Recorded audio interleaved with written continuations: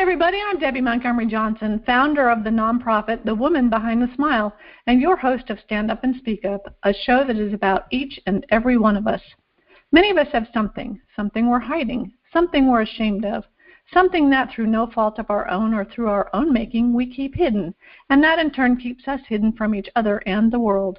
Good people go through terrible situations. Wise people know when and how to let it go.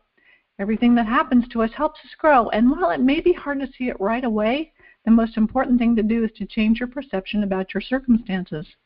Regardless of what your personal experiences or traumas have been, this showcase series is designed to ignite the light in you, as well as providing safe harbor, education, personal growth, and resources so that no matter where you are on your journey, you'll have the courage to move on when you're ready.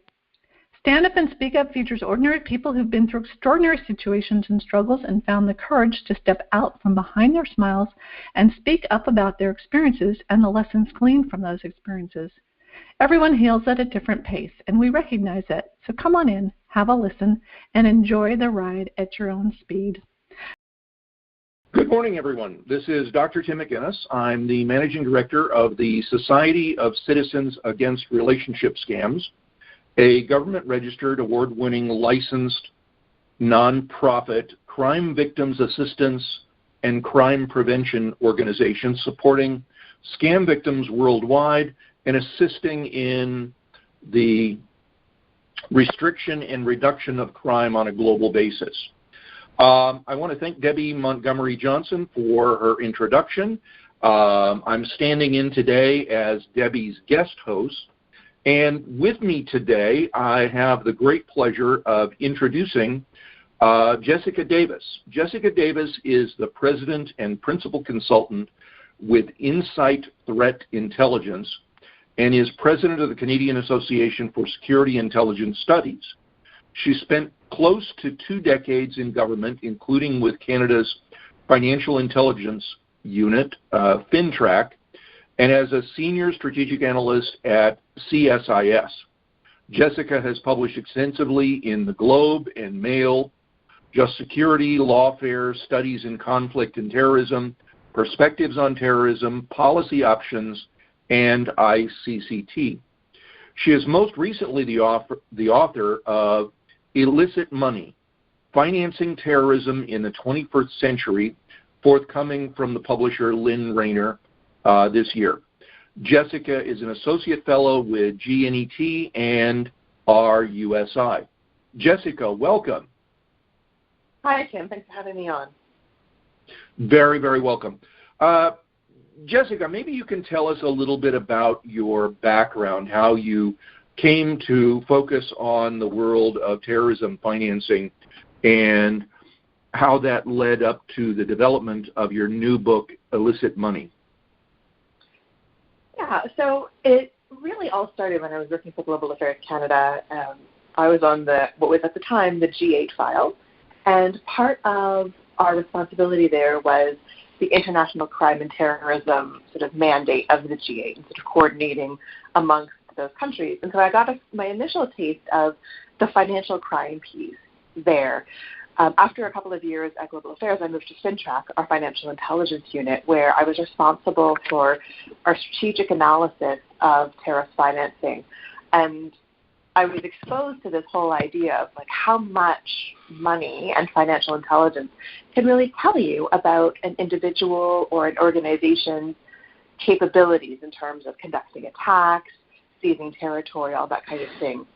I then went on to join the Canadian Security Intelligence Service and did work for them on a bit broader remit. We called it the threat financing portfolio, looking at the financing of all of the different types of threats to the security of Canada. So that looked a little bit broader at different networks and different illicit actors.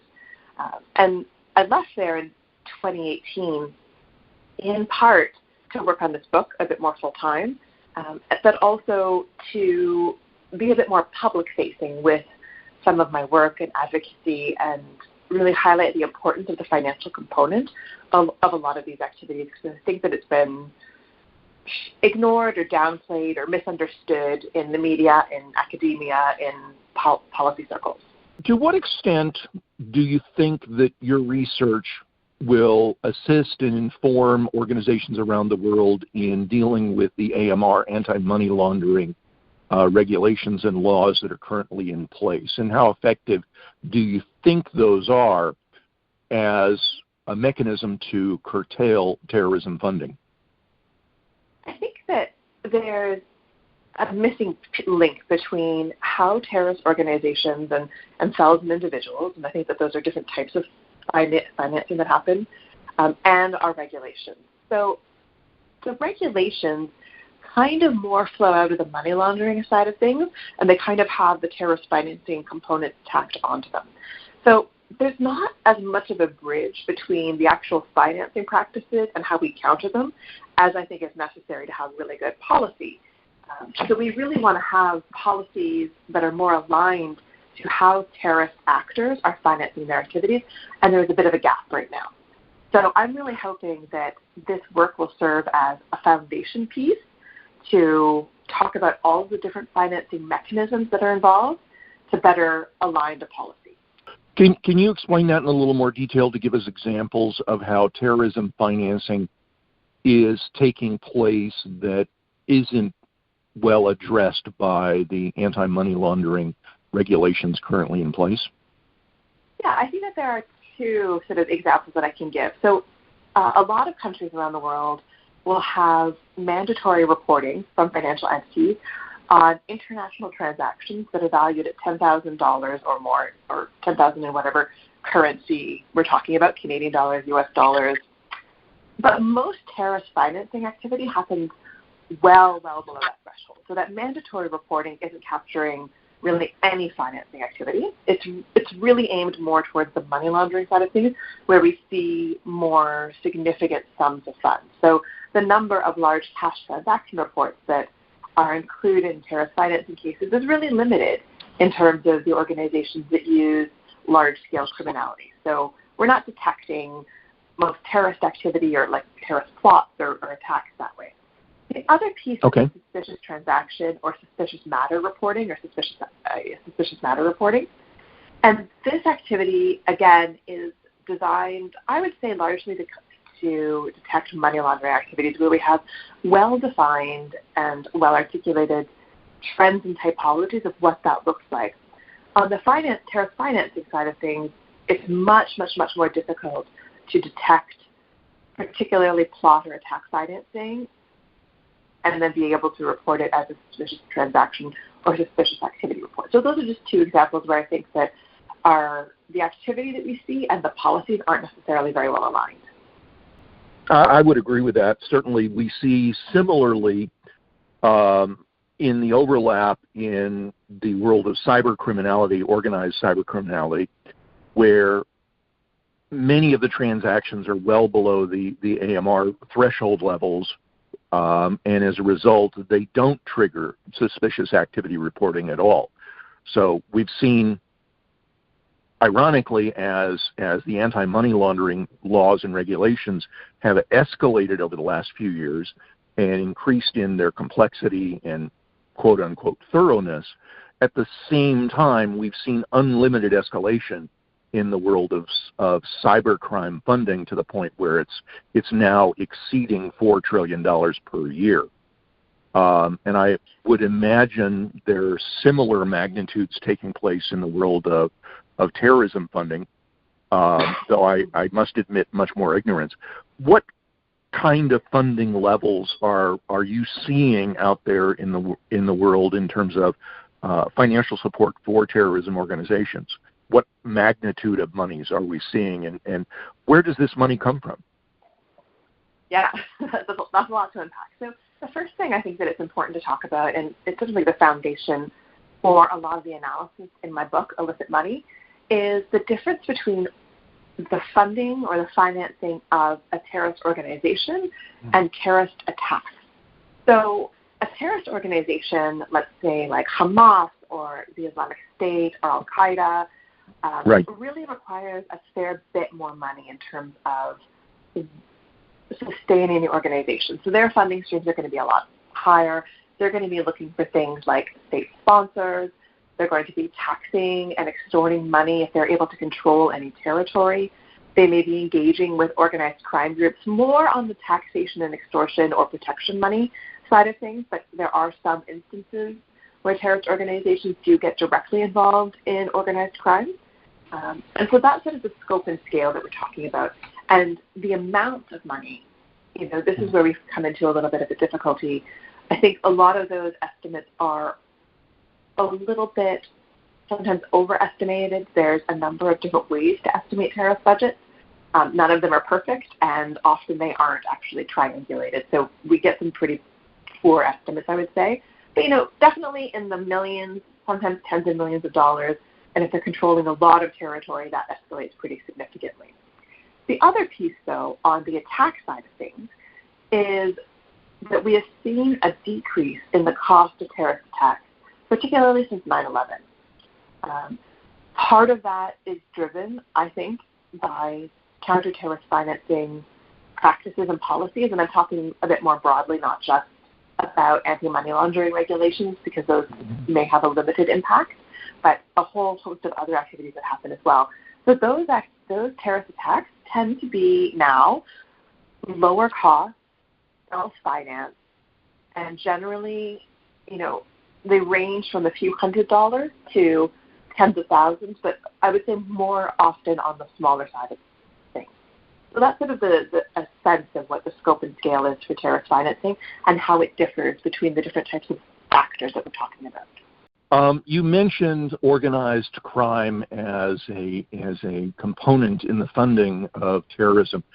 Can you talk in more detail about what these models look like, the kinds of methodologies that they approach? Obviously, our interest is in organized crime focused on cyber criminality that we deal with on a fairly regular basis. But can you give us a broader overview, and in as much detail as you want, to talk about how organized crime from a terrorism support perspective is organized, the areas they're involved in, the territories they're involved in? Yeah, so, it really depends on what kind of group that we're talking about and how they get involved with organized criminal activity. A couple of interesting examples are Hezbollah and the LTTE in Sri Lanka. So Hezbollah has a lot of linkages with Lebanese organized crime. A lot of the relationship there is built on personal relationships, on the practicalities of the financial sector in Lebanon. So there's a symbiotic relationship, I would say. I wouldn't necessarily say it's difficult actually to parse how involved Hezbollah is with Lebanese organized crime and organized criminal activity. But there's a significant overlap there. On the LTTE side, this was more of an extortion or a taxation of criminal activity that was happening, and in some cases, some LTTE supporters getting involved in things like credit card scams, and we see that sort of activity from Hezbollah supporters as well. So certainly, the scope and scale of the organized criminal activity, it really depends on sort of the geographic area, how those relationships evolve. On the attack side of things, or the attacks and plot side of things, we see less involvement with individuals who are actively involved in planning attacks and plots with organized crime, although it does happen. Sometimes we see some overlap of like an individual who was involved perhaps in a drug dealing network becoming involved in a particular terrorist cause, and maybe funneling some of the money from that activity to support their attack plans. But it is a bit more limited in scope, and I think that there are some natural reasons for that, in part because criminal activity can attract the attention of law enforcement and security services a little bit more than maybe the terrorists want. So they want to insulate themselves from any potential investigations into that activity while they're planning their attacks. But there is overlap, for sure. Our own experience within our own organization and our activities relative to putting a spotlight on some of these forms of organized crime is principally focused on localities like West Africa, for example. So in our own intelligence in places like Nigeria, Kenya, Tanzania, and others, And in an ironic sense, my own personal experience with scams, which was in 2001, where I was out of the blue contacted by a woman from Afghanistan, who I euphemistically refer to as the Afghan princess in my descriptions of this particular kind of scam, where it was theoretically an attempt to obtain money, although ironically it wasn't a large amount of money. But what made it particularly interesting was that it legitimately originated in Afghanistan, transferred it over to a group of individuals in Holland who were continuing the scam, and I think their desire was to get something on the order of about $30,000. But I broke this off prior to 9/11. This was happening in from about May through August of 2001. Then 9/11 happened, and very quickly the realization hit me that, oh my God, I've been talking directly to Afghanistan, both by email, online chat, and actual telephone calls for several months prior to 9/11. So I immediately communicated to the FBI, gave them all the information that I had, never heard back from them.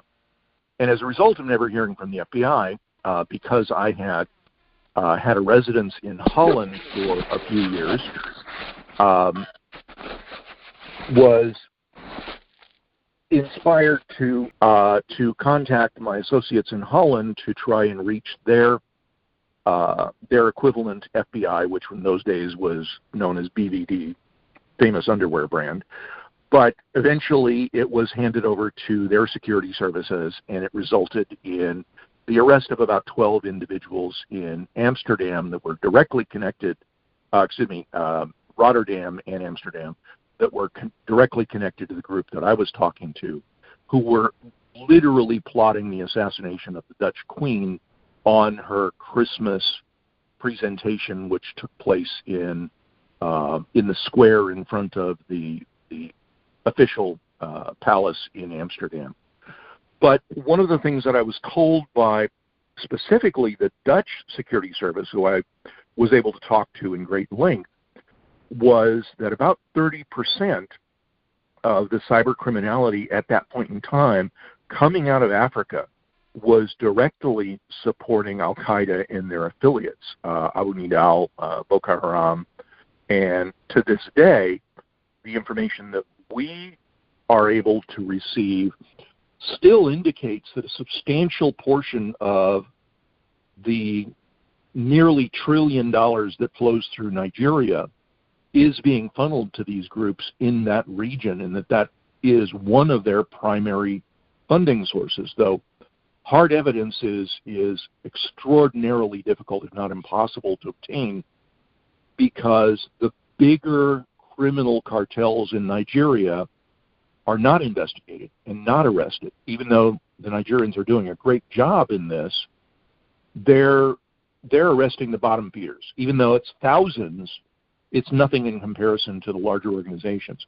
And we've also seen that Hamas, for example, seems to be operating out of call centers in Lebanon and Palestine, and are engaging in cybercrime activity, particularly various flavors of scams and fraud into Europe primarily. We also know that Iran is a state sponsor of scams directly from within Iran, just as is North Korea through proxies in Vietnam and other places.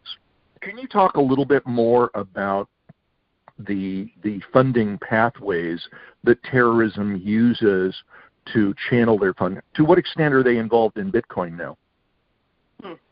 Yeah, I do want to pick up on a point that you made a minute ago, though, and it's really about the fidelity of data that we have when we talk about terrorist financing.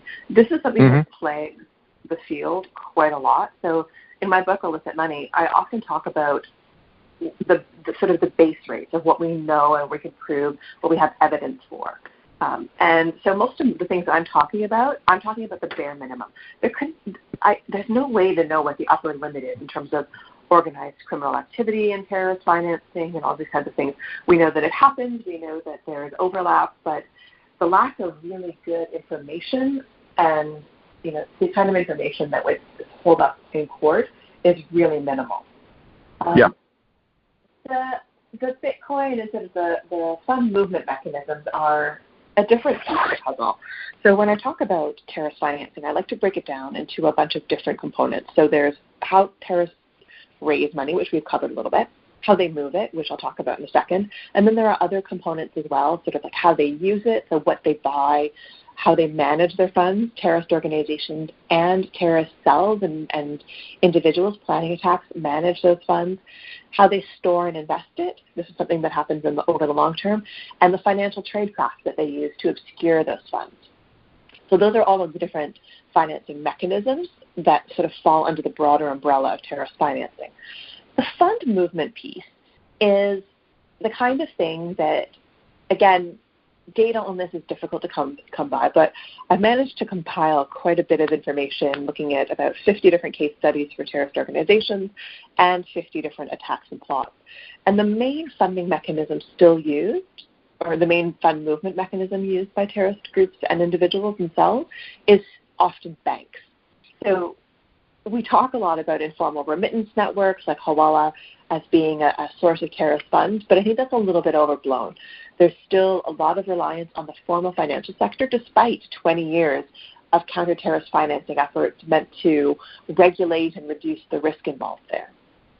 Other mechanisms to move funds that terrorists use. Hold on one second. Yes, go ahead. In terms of their utilization of banks, what mechanisms are they actually using? Are they using wire transfers? What kind of mechanisms? Yeah, so a lot of it's wire transfers. Depending on the jurisdiction that we're talking about, they could be doing sort of domestic transfers as well, and they're often storing money in banks as well. Okay. So, yeah, a lot of it's that international electronic fund transfer, wire transfer situation. Then on the other mechanisms that they're using, so cash couriers are still really, really popular. I talk about cash being a financial intelligence black hole because once money is actually taken out of a bank or a money service business and converted to cash, it's really difficult to follow the financial trail of what people are doing with that money, who they're giving it to. If you're going to follow that financial trail, you're doing it through other means, not through documentation and financial intelligence per se, the traditional kind that we think of. You're doing it through human sources. You're doing it through surveillance, that kind of thing. Right. And then there's the whole cryptocurrency piece. And this is one of those things that, I've been following terrorist adoption of cryptocurrency for the better part of 7 years now. I would say that we first started to see an uptick in it around 2014. It's been a slow progression for terrorists. It's not been a revolution, it's been an evolution. They have slowly adopted. There's been a bit of a proof of concept stage where they've, maybe transferred some traditional currencies into, particularly Bitcoin is quite popular, but there have been uses of Monero and Ether and those kinds of things. And then the use of it to move money. So it's often used as a fund transfer mechanism. So the terrorist organizations will maybe solicit donations in cryptocurrency. Hamas is very famous for doing this, and the Islamic State as well. And so they'll move money from one jurisdiction to another through Bitcoin, other cryptocurrencies. There's also some evidence of potentially using particularly Bitcoin as an investment vehicle. So anybody who invested in Bitcoin in 2014, 2015 has seen a significant increase in the value of that asset. So that can generate funds for a terrorist organization. So, cryptocurrency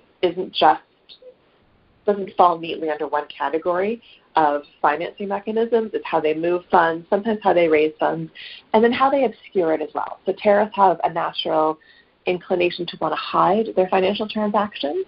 And for a long time, they assumed that Bitcoin was a great way to do this. Anybody who knows anything about Bitcoin knows that there is, in fact, a public ledger. So there's a publicly facing financial trail, which for financial investigators can be a bit of a benefit. The kind of intelligence that was only available through often warrants or subpoenas was now publicly facing. Now, terrorists have gotten better at financial tradecraft in this space. They're using Bitcoin tumblers, multiple wallets, and blockchain stripping techniques to obscure the movement of funds, but they don't always use those techniques, and so there is a bit more of a financial trail to follow. But they also have started to adopt the use of more privacy coins or cryptocurrency coins that don't have that public-facing ledger, so it becomes a bit more difficult, or you have to rely on our traditional investigative techniques to track those funds. Can you perhaps give us a bit of a who's who in terms of the terrorist world today? Yeah, I guess it could also go geographically.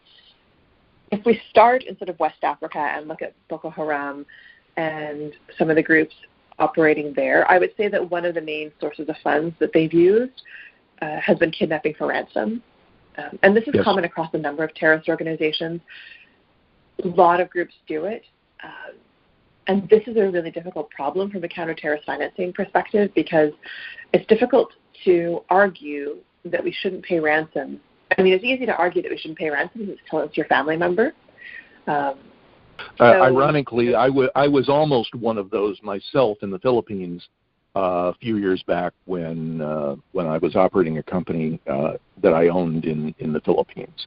I've had a couple of situations when kidnapping attempts were made against me personally. Fortunately, I'm pleased to say that they didn't succeed. I was both faster and more agile than they were. But please continue. Mm-hmm.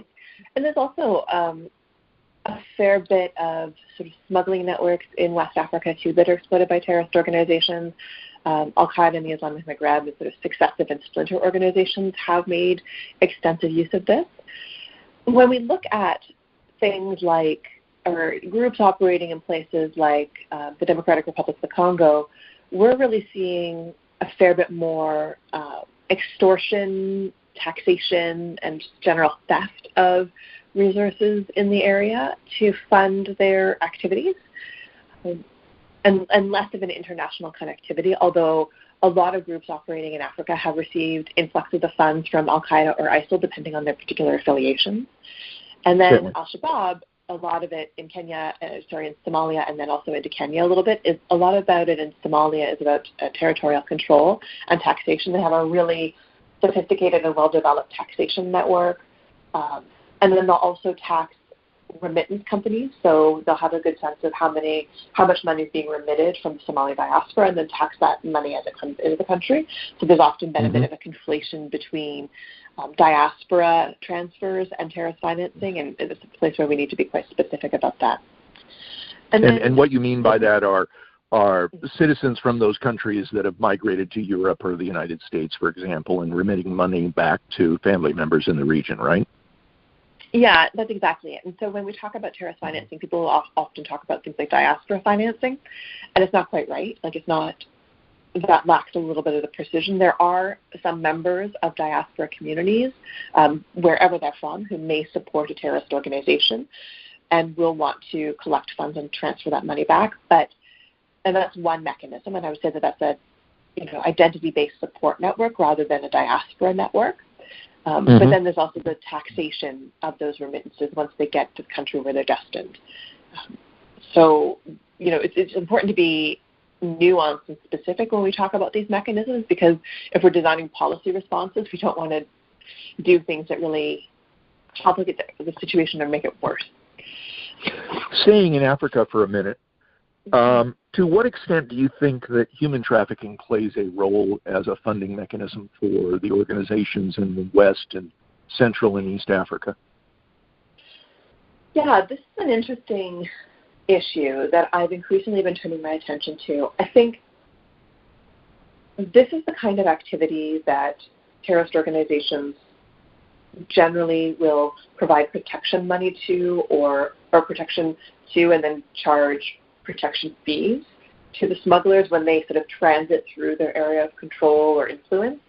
I largely think that they're separate, but there's often overlap, and it doesn't take much in terms of an overlap to generate profits for a terrorist organization. So it could just be one individual involved in to a trafficking or smuggling network, who ideologically aligned to a group, diverting funds or some of their profits to that group.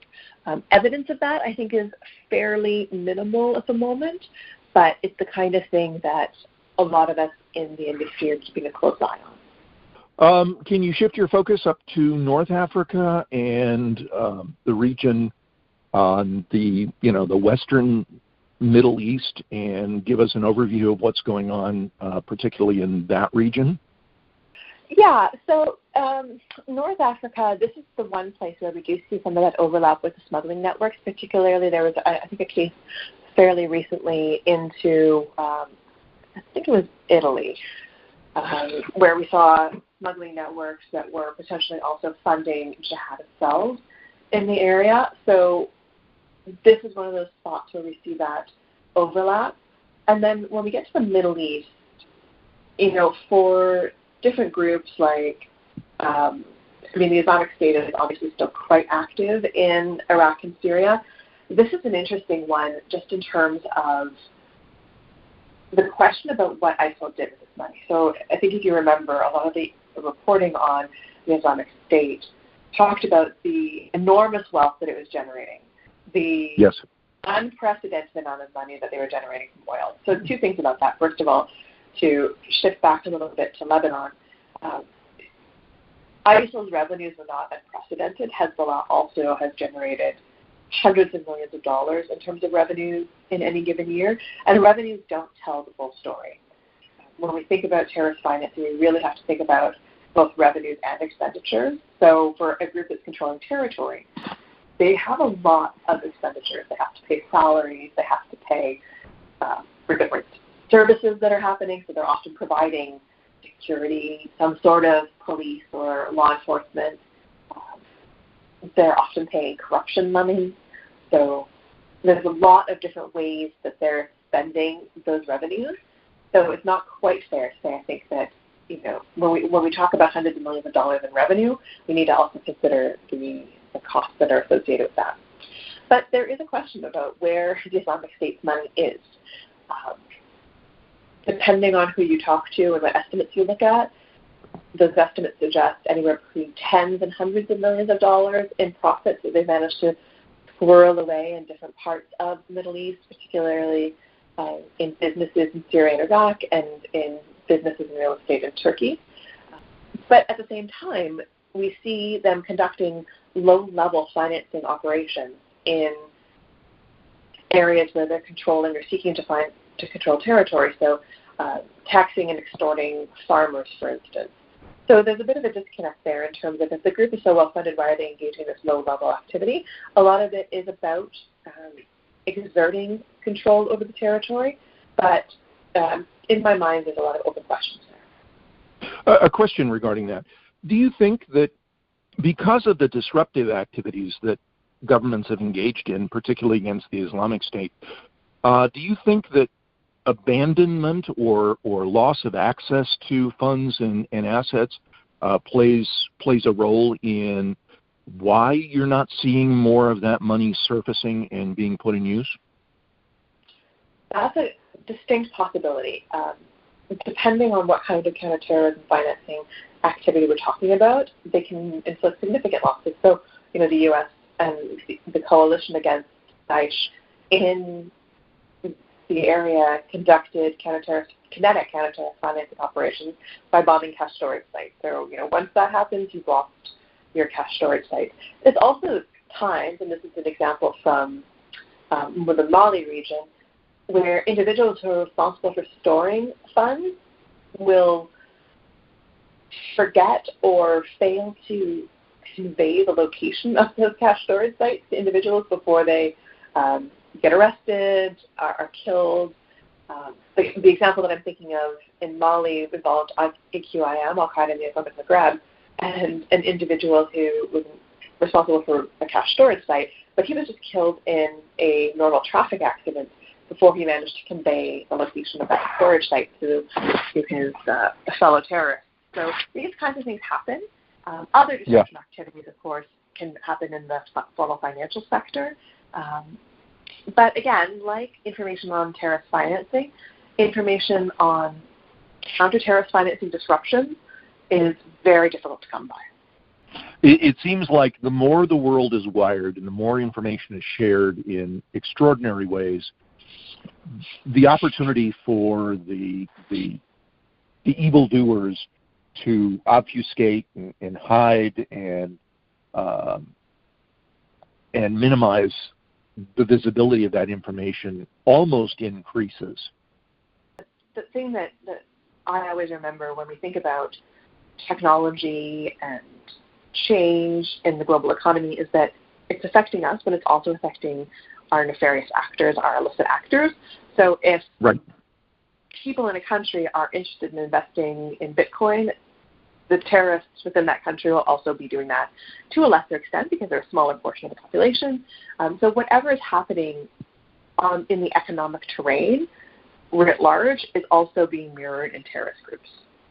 Before we go on and talk about the situation in Afghanistan and what that portends for the future, would you go ahead and tell us how anyone listening or interested in your book can find it, order a copy, get a copy, etc.? Yeah, absolutely. So the two easiest ways are through the press directly, which is Lynn Reiner Press, and the book is called Illicit Money, Financing Terrorism in the 21st Century. It's also available on Amazon. And if your followers are interested in do the Twitter thing, they can find me at Jess Marin Davis on Twitter. And I'm tweeting out regularly promos for the book and discount codes and all that kind of thing. Okay. And what is the publisher's website address? Looping around to the topic of the day, so to speak, what are your thoughts on what the change in leadership in Afghanistan is going to bring, not only for that country, to the world at large, to increased activities, both in terms of potential for attacks, potential for asset development? Obviously, Afghanistan was a country that continued to fund the Taliban by their agriculture, specifically in opium poppies.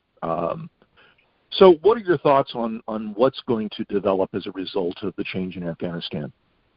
Earlier this year, my assessments were really that the Taliban was well-funded. They had a number of different revenue streams, and this is a really important piece when we're looking at terrorist organizations. When they have multiple financing streams, so they're collecting money from a bunch of different revenue sources, this becomes a bit more difficult to disrupt because you have to then target all of the different revenue streams. So the Taliban was taxing or imposing, I guess we could call it, customs or import-export fees when they controlled border crossings. They were, of course, heavily involved in the drug trade, particularly heroin or opium, and even increasingly methamphetamine. But some of that activity is not necessarily them trafficking it themselves. They're more providing protection for the drug traffickers, or they're taxing the activity. They'll tax any activity in the areas that they control, so it's not, they're a little bit agnostic from that front.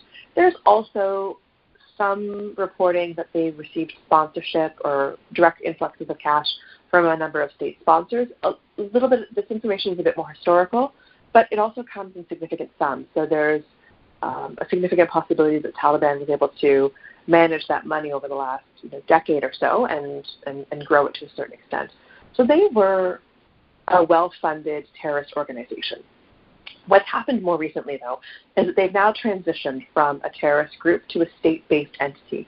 They control large swaths of Afghanistan, which also means that they're able to extort that economic terrain. So depending on what part of Afghanistan we're talking about will influence what specific activities that they're involved in.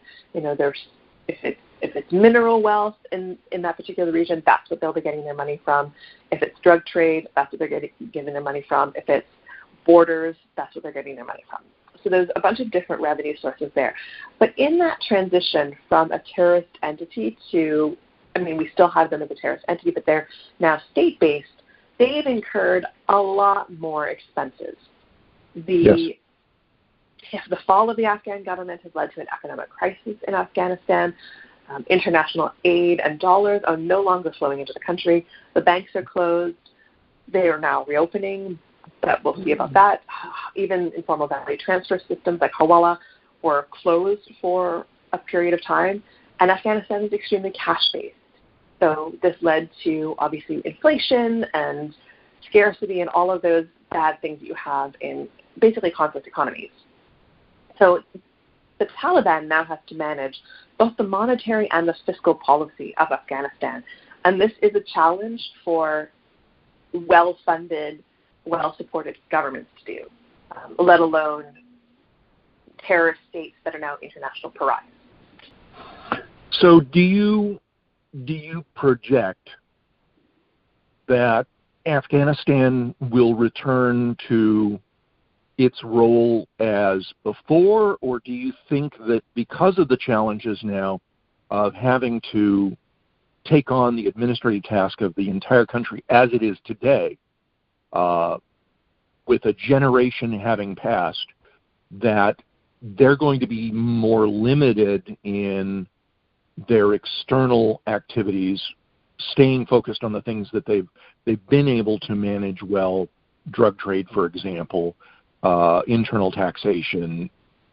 Do you think that the burden of that administration will limit them to any significant extent? Do you also think that it will become a new safe haven for renewed organizations like Al-Qaeda out of Yemen or the Islamic State or others?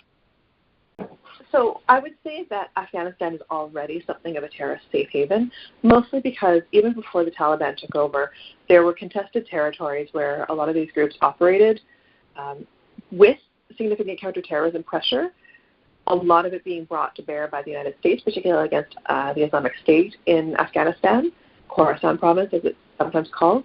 So Al-Qaeda and the Islamic State were operating there before the Taliban take over. Now with the Taliban having assumed control of much of the country, they're going to be very busy trying to consolidate power. They're still facing some resistance activities. And we talk about the Taliban like it's a unified group, but it's not. It's sort of made up of smaller power brokers, all negotiating constantly for the future of Afghanistan. So this is a very busy time. This is going to be a busy time militarily for the Taliban for the foreseeable future. And their ability to control their relationship with Al-Qaeda, I think, is somewhat limited. So there is a strategic relationship there, but the Taliban is not able to exert full control over their, I guess you could call them the client terrorist organization if the Taliban is the patron. And they have no control whatsoever over the Islamic State. That's an adversarial relationship at the moment. I would say that I would describe Afghanistan as still being a safe haven, and I think that's probably going to get worse in the short to medium term. Kind of a loaded question. To what extent do you think China plays a role in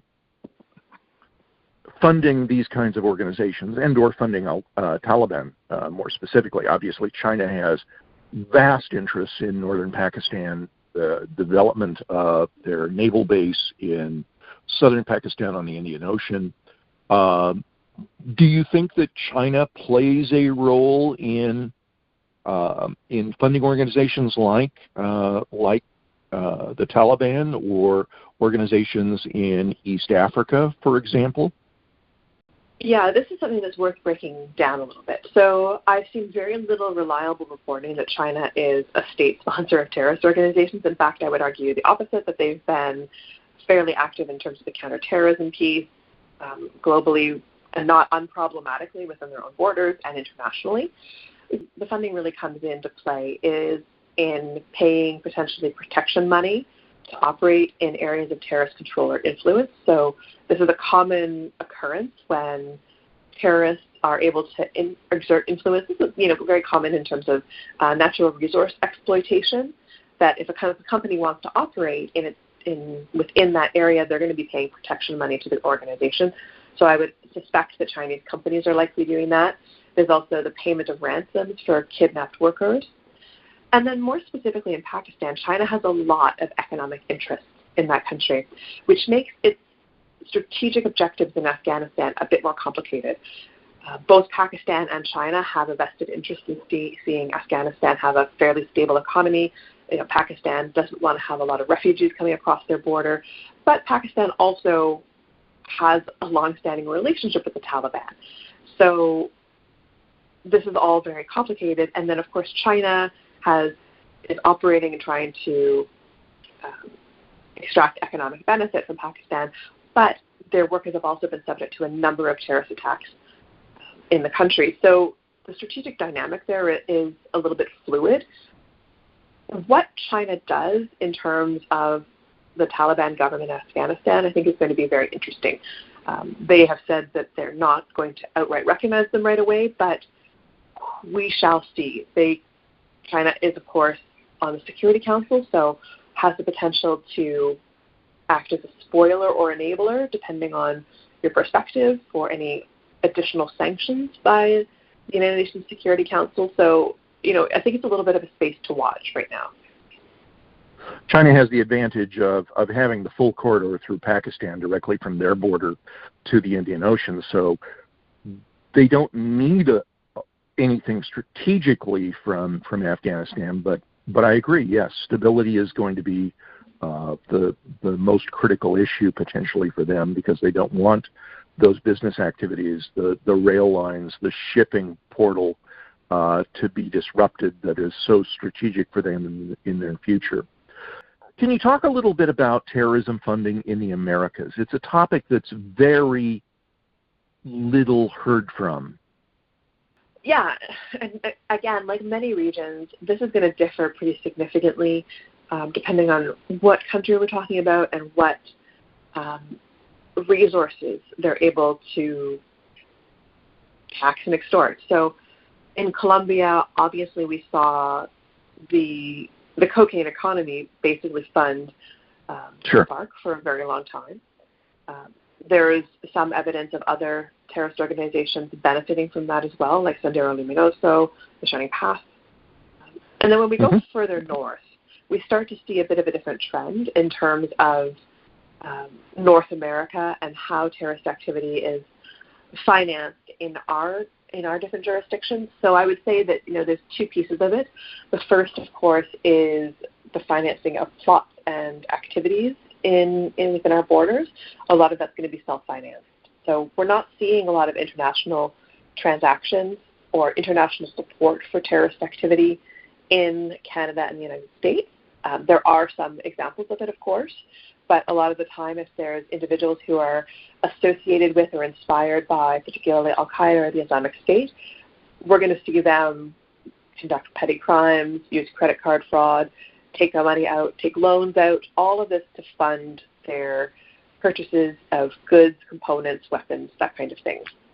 When we look at things like the extreme right and ideologically motivated violent extremism, again, we're seeing a lot of those self-funding activities, although we also see a little bit more use of new technologies. So there's a bit more on the crowdfunding side of things. So I would consider this all to be solicitation of donations from like-minded identity networks, and also the use of cryptocurrency. There is a little bit of a nexus between the extreme violent right, and I'm talking here like terrorist organizations in Canada, a number of them are listed as terrorist entities, and the adoption of cryptocurrency, especially when we're talking about anti-government actors. So organizations or groups or movements that have a distinct anti-government bent have a bit more interest in cryptocurrency because it's a move away from state-controlled currency. So there's an ideological component to that as well. Maybe in the last few minutes, one of the things that seems confusing but yet appears to have similarities is how the Mexican cartels, particularly in northern Mexico, have a lot of the same characteristics of the Islamic State and the way that they operated within Syria and Iraq. They seem to be operating within Mexico, and many of their activities, though labeled as crime, are much more of the same kind of activities that the Islamic State was engaged in. Do you have much experience in that area?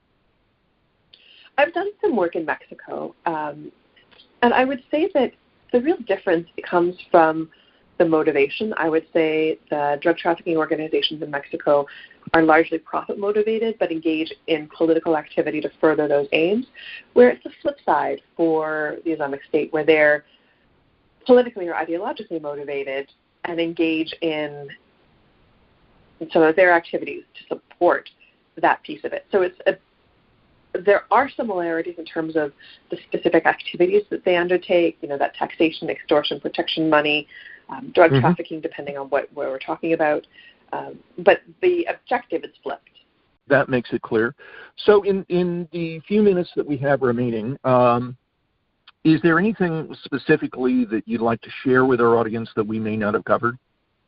The big piece that I want to make really clear is that a lot of our international tools and practices to counter the financing of terrorism have been designed to counter terrorist organizations. So they've been designed to look for those larger sums of money, those international funds transfers.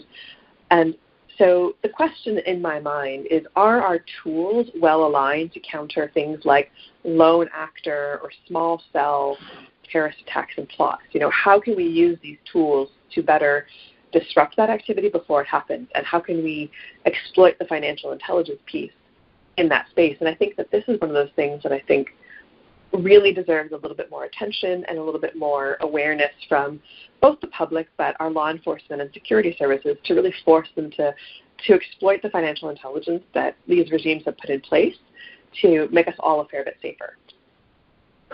What mechanisms would you suggest are the best way of raising that awareness and asking those questions? How do individuals like yourself or potentially other organizations raise those topics to the point where it gains attention and government consideration? The one piece that I'm often really trying to push governments to do is to undertake fairly public or sometimes private after-action reviews when terrorist incidents happen. So the UK is a really good example of this. They often have commissions of inquiry or inquests into terrorist attacks, and this is how they learn and become a better organization. In Canada, in a lot of other countries around the world, we don't have the same culture of trying to learn from some of those mistakes of the past, which means that we're not forcing our law enforcement and security services to publicly identify areas where they could have done better and therefore publicly improve.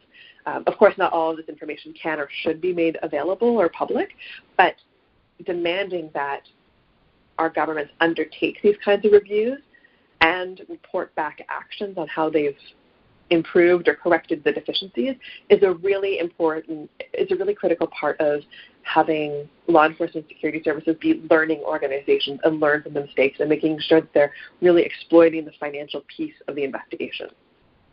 In the final moments, let's give you an opportunity to plug your book again and where it can be obtained.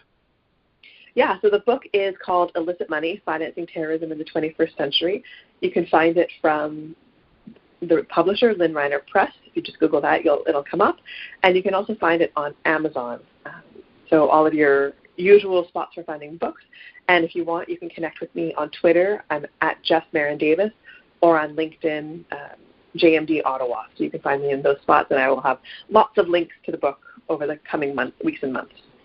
Thank you so much, Jessica Davis, for being my guest on the show today. Thank you so much for having me. It was a great conversation. You're very welcome. This has been Dr. Tim Mcginnis. I'm the Managing Director of the Society of Citizens Against Relationship Scams, a government-registered crime victims assistance and crime prevention nonprofit organization based in Miami, Florida, with offices in Monterrey, Nuevo León, Mexico, and affiliate organizations in China, Japan, Indonesia, Thailand, Malaysia, Europe, in Poland and Bulgaria, in the United Kingdom, and many other locations around the world. Our mission is to support scam victims worldwide and to do everything within our power to mitigate and reduce transnational cyber-enabled crimes on a global basis. To learn more about SCARS, visit againstscams.org. To learn more about scams specifically, visit romancescamsnow.com. To report scams and cybercrime, visit anyscam.com. If you would like to make a small donation to our society, you can do so on any of our websites, as well as visit our shop.againstscams.org for SCARS publications, motivational and support materials for scam victims. All SCARS services for victims of scams, fraud, cyber-enabled crimes are provided free of cost, including our direct victim support groups around the world. Thank you for listening. This has been Dr. Tim Mcginnis, and I will turn this now over to Debbie Montgomery for the conclusion of the show. Thank you, everyone, for listening, and have a wonderful week. This episode has been sponsored by BenfoComplete.com, a vitamin supplement company that supports happy and healthy hands and feet for those with neuropathy. If you or anyone you know struggles with the pins and needles or numbness in their hands and feet, check out our benfotiamine products at BenfoComplete.com. Use the special code STANDUP for 5% discount on your purchase. Again, thanks to everybody for being with us today. Go to my website, thewomanbehindthesmile.com, for additional information and resources. Subscribe to my YouTube channel, enjoy the replays, and be sure to go to Amazon.com and check out The Woman Behind the Smile, The Triumph Over the Ultimate Online Dating Betrayal, and my new book, a gift called Fearless. Have a great day, and thanks very much for being with us.